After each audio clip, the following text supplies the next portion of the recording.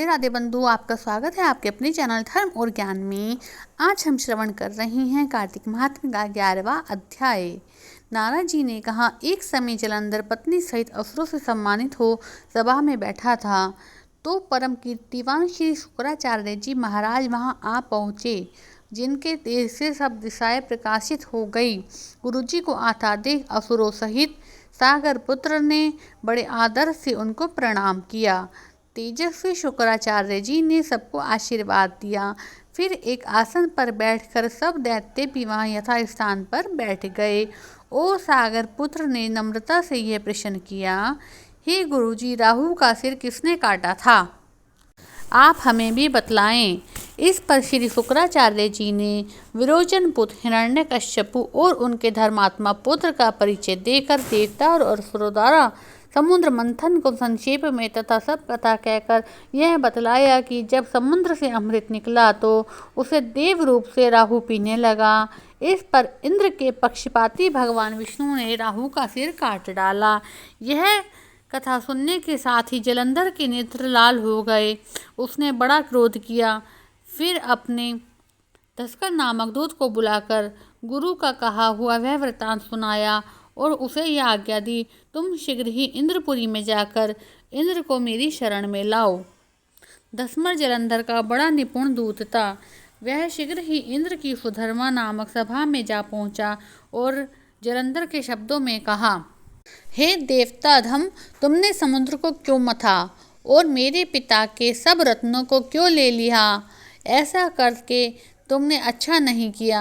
यदि तू अपना भला चाहता है तो उन सब रत्नों सहित देवताओं के साथ मेरी शरण में आ जा, अन्यथा ये सुराधम, मैं सत्य कहता हूँ, तेरा राज्य ध्वंस हो जाएगा। इस पर इंद्र बहुत ही विस्मित हुआ और कहने लगा, पहले सागर ने मेरे भय से सब पर्वतों को अपनी कुक्षी में क्यों स्थान दिया और मेरे शत्रु दैत्य की रक्षा क्यों की? इसी कारण मैंने उसके सब रत्न हरण कर लिए हैं। मैं भी सत्य कहता हूँ कि मेरा द्रोही सुखी नहीं रह सकता। इंद्र की बात सुनकर वह दूत शीघ्र ही जलंधर के पास आया और सब बातें उसे कह सुनाई, जिसे सुनते ही वह दैत्य के मारे क्रोध के अपने होठ काटने लगा और देवताओं को जीतने के लिए उसने उद्योग आरंभ कर दिया। फिर तो सब दिशाओं तथा पाताल से करोड़ों दैत्य उसके पास आ पहुँचे। शुंभ निशुंभ सेनापतियों को साथ लेकर जलंधर इंद्र से युद्ध करने लगा। शीघ्र ही इंद्र के नंदन वन में उसने अपनी विशाल सेना उतार दी। वीरों के शंख ध्वनि और घोर गर्जन से इंद्रपुरी गूंज उठी। अमरावती छोड़ देवता उनसे युद्ध करने लगे। भयानक मारकाट हुआ। दोनों पक्षों के आचार्य अपने अपने मृतकों को जिलाने लगे।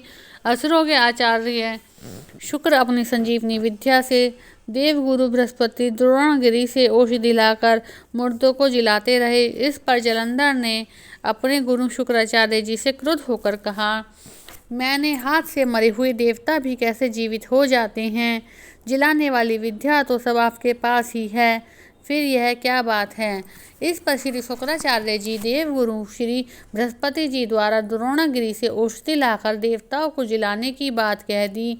यह सुनकर जलंधर और भी क्रुद्ध हो गया। श्री शुक्राचार्य जी ने कहा, क्यों होते हो? यदि शक्ति हो तो द्रोणागिरी पर्वत को उखाड़कर समुद्र में फेंक दो, तब मेरे कथन की सत्यता प्रमाणित हो जाएगी। इस पर जलंधर क्रोध होकर शीघ्र ही द्रोणागिरी पर्वत के पास आ पहुंचा और अपने भुजाओं के द्वारा जड़ से उखाड़कर समुद्र में फेंक दिया।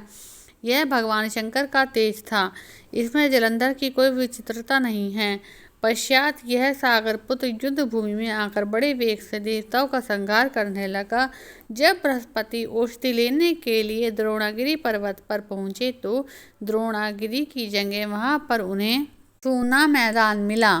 तो वह भयभीत होकर देवताओं के पास आए और कहा कि युद्ध बंद कर दो, तुम लोग अब जलंधर को नहीं जीत सकोगे। पहले इंद्र ने जो भगवान शंकर का अपमान किया था, यह उसी का फल है। यह सुनकर देवता युद्ध की आशा अत्यंत ही व्याकुल होकर इधर उधर भाग निकले। सिंधुसूत निर्भय होकर अमरावती में प्रविष्ट हो गया। इंद्र आदि देवताओं ने गुफाओं में शरण ली। कार्तिक महात्म्य का 12वां अध्याय।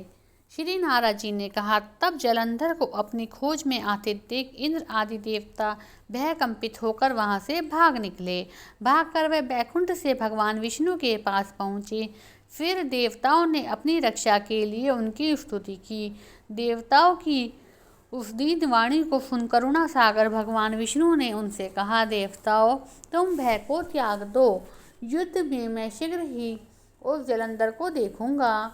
ऐसा कहने के साथ ही भगवान गरुड़ पर जा बैठे।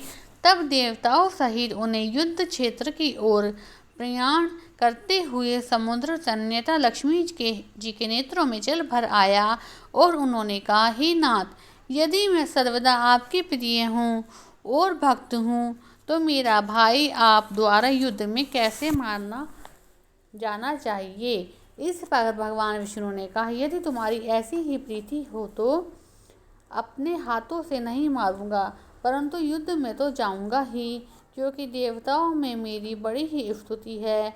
ऐसा कहकर शंख चक्र गदा पद्मधारी भगवान विष्णु गरुड़ पर चढ़े हुए शीघ्र ही युद्ध के उस स्थान पर जहाँ पहुँचे जहाँ पर की जलंधर विद्यमान था। के तेज से अर्पित देवता सिंहनाद करने लगे। फिर तो अरुण ने अनुज गरुड़ के पंखों की प्रबल वायु से पीड़ित हो दैत्य इस प्रकार घूमने लगे जैसे आंधी से बादल आकाश में घूमते हैं।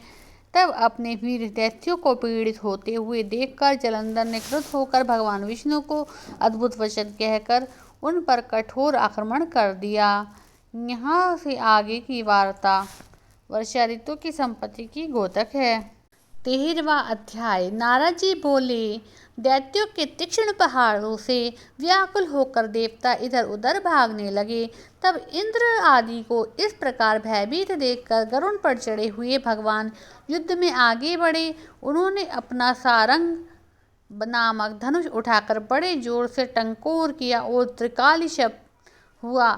पल मात्र में ही भगवान विष्णु ने हजारों दैत्यों के सिर काट गिराए। यह देखकर जलंधर के क्रोध की सीमा न रही। फिर तो भगवान विष्णु और जलंधर का महान संग्राम हुआ। बाणों से आकाश भर गया। लोग आश्चर्य करने लगे। भगवान विष्णु ने अपने बाणों के वेग से उस दैत्य की ध्वजा, छत्र और धनुष बाण काट डाले। एक बाण से उसकी छाती में प्रहार किया। इससे व्यथित होकर अपनी प्रचंड गदा उठाकर गरुड़ के मस्तक पर दे मारी। गरुड़ पृथ्वी पर गिर पड़ा। साथ ही क्रोध से उस दैत्य ने होठ काटे। भगवान विष्णु की छाती में एक तीक्ष्ण बाण मारा। इसके उत्तर में भगवान विष्णु ने उसकी गदा काट दी और अपने सारंग धनुष और बाण चढ़ा चढ़ाकर उसको बींधना प्रारंभ किया।